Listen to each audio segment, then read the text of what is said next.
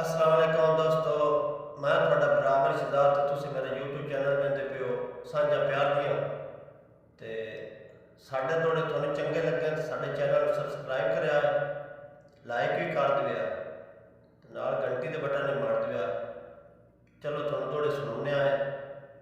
कि तू तो आदा है मैनू डर कोई नहीं किधर डर तू डर के छोड़ दिता ही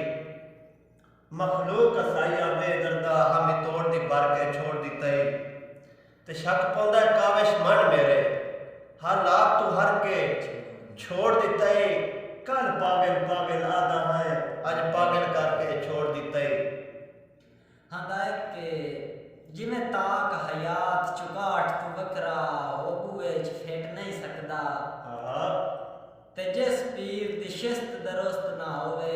थी अदाब ते हेट नहीं सकदा वाजिब ते जिमें बोग्ज बेईमान इंसान दे अंदरों सारी जिंदगी मिट नहीं सकता होवे असले खून ता कसम खुदा दी किसे सूरत फेट नहीं सकदा। वाजिब कि तकदीर दे हर तदबीर दा पर्दा है हर अकल बशर मने सी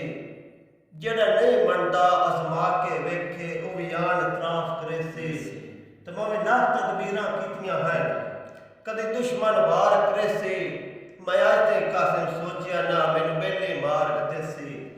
आंदा है कि अल्लाह हाफिज सज्जन गरीबां दा तैनू आखरी गल समझावां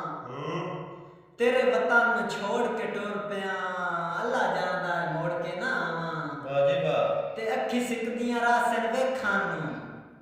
हुन नाले ओदरियां रासन बावां मैनू लड़िया बोलिया माफ करे जे मैं मार परदेस च जावां। वाजिब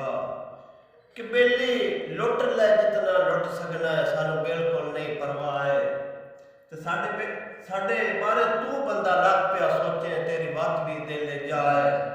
ते वैसे एक लाख सियाने गए ने सटीका सेना ज़हन तुला है सजनान लुटिया कसम खुदा दी बनिया कोन वास्ते शाह आंदा है कि